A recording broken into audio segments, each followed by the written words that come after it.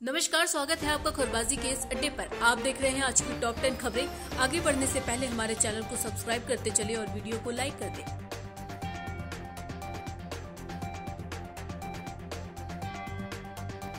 CRPF में पोशाक को लेकर नए आदेश। अब मिनिस्ट्रियल व हॉस्पिटल कर्मी भी पहन सकेंगे कॉम्बैट ड्रेस। सामान्य तौर पर लड़ाकू पोशाक फील्ड में ही ज्यादा पहनी जाती थी। सीआरपीएफ मुख्यालय ने पिछले दिनों अपने एक आदेश में कहा था कि मुख्यालय में तैनात जीडी के अफसर प्रत्येक शुक्रवार को लड़ाकू पोशाक पहनेंगे। अभी तक यह ड्रेस मिनिस्ट्रियल व हॉस्पिटल कर्मियों को नहीं मिलती थी। अगर जरूरत होती है तो ये अपनी खाकी ड्रेस ही पहनेंगे। दक्षिण अफ्रीका से भारत आए 2 लोग मिले कोरोना की Omicron variant positive. Corona virus के नए वेरिएंट ओमिक्रॉन के सामने आने के बाद से पूरी दुनिया सतर्क हो गई है। इस बीच कर्नाटक में दक्षिण अफ्रीका के 2 नागरिक कोरोना वायरस से संक्रमित पाए गए हैं और उनके नमूनों के वेरिएंट के बारे में पता लगाने के उद्देश्य से आगे की जांच के लिए भेज दिया गया है। राजा भैया और मुलायम सिंह यादव की मुलाकात पर ओम प्रकाश राजभर का बड़ा बयान। राजा भैया और मुलायम सिंह यादव की मुलाकात पर उन्होंने चुप्पी साध ली और कहा कि यह राजनीति है, हर कोई किसी न किसी से मिलता रहता है। पत्रकारों ने सवाल किया कि योगी आदित्यनाथ रामराज की बात करते हैं, लेकिन प्रयागराज में एक ही परिवार के 4 दलितों की हत्या हुई है। तो उन्होंने कहा, रामराज में कौन सी ऐसी बात है? शंभुक ऋषि की भी हत्या हुई थी, वह भी शूद्र परिवार से थे। शूद्रों का तो गर्दन काटा ही जाएगा, क्योंकि वह अपनी सुरक्षा चाहते हैं, अधिकार चाहते हैं। केशव प्रसाद मौर्य पर चुटकी लेते हुए उन्होंने कहा कि पहले तो वह अपना स्टूल बदल ले, तब उनके ऊपर उंगली उठाएं। सीएम योगी की 2014 के बाद भारत का बदलता चेहरा देखा है कि सवाल पर राजभर ने कहा कि उन्होंने जरूर देखा है, क्योंकि वह पहले साधु थे, नेता हो गए। फाफामऊ में पहले माँ बाप व भाई को उतारा मौत के घाट, फिर सामूहिक दुष्कर्म के बाद किशोरी को भी मार डाला। फाफामऊ के गोहारी गांव में एक ही परिवार के 4 लोगों को मौत के घाट उतारने वाले हत्यारों के सिर पर खून सवार था। मौके और शवों की हालत उनकी दरिंदगी की दास्तां बयां कर रही थी। प्रत्यक्षदर्शियों का कहना है कि मौके पर जो हालात थे, उससे इस बात की आशंका है कि हत्यारों ने पहले बरामदे में सो रहे दंपति व बेटों को मारा और फिर दरिंदगी के बाद कमरे में सो रही किशोरी का कत्ल कर दिया। अखिलेश ने भी खोला फ्री वाला कार्ड, गरीबों को मुफ्त इलाज और 3 गुना पेंशन देने का किया वादा। यूपी में समाजवादी पार्टी की सरकार बनने पर गरीबों का मुफ्त इलाज करने तथा वृद्धा और विधवा पेंशन 3 गुना किए जाने का वादा करते हुए सपा प्रमुख और प्रदेश के पूर्व मुख्यमंत्री अखिलेश यादव ने फ्री वाला कार्ड खेल दिया है।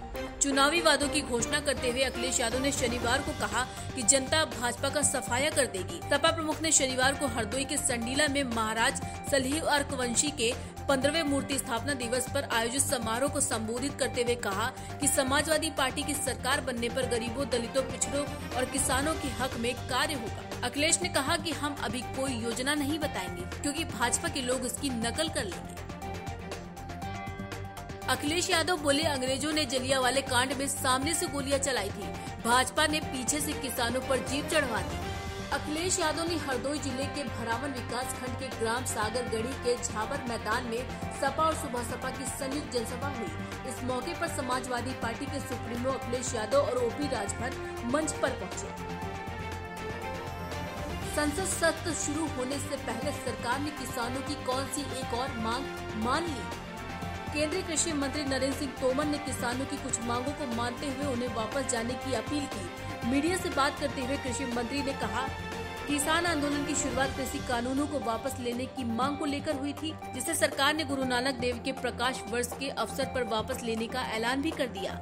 संसद के पहले दिन ही इन्हें वापस लेने के लिए बिल प्रस्तुत किया जाएगा। साथ ही पीएम मोदी ने जीरो बजट के दिन क्रॉप डाइवर्सिफिकेशन, एमएसपी को और प्रभावी पारदर्शी बनाने जैसे विषयों पर विचार करने के लिए एक समिति बनाने की घोषणा की है। इस समिति में आंदोलनरत किसानों के प्रतिनिधि भी रहेंगे। इसमें किसानों की मांग पूरी होती है। पेटीएम के निवेशकों को एक और बड़ा झटका, दूसरी तिमाही में बढ़ा कंपनी का घाटा, जानिए कितना हुआ नुकसान। पेटीएम के निवेशकों को पहले ही आईपीओ की लिस्टिंग में बड़ा झटका लगा था। हालात ये हो गए थे कि शेयर 41% तक गिर गए। पेटीएम शेयर फेल थे। हालांकि कुछ दिनों की गिरावट के बाद पेटीएम संभला और तेजी से ऊपर भागने लगा। लोगों को उम्मीद थी कि इस तिमाही में पेटीएम को मुनाफा हो सकता है, लेकिन ऐसा नहीं हुआ।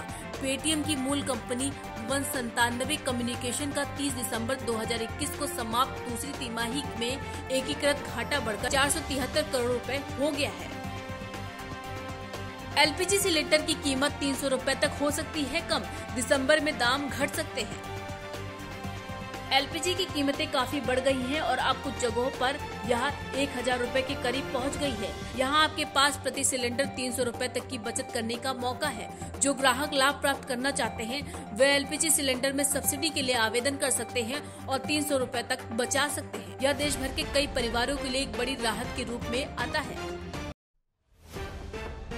यूपी के निगमों व उपक्रमों के कर्मचारियों को योगी सरकार का तोहफा, बड़ी दर से मिलेगा महंगाई भत्ता।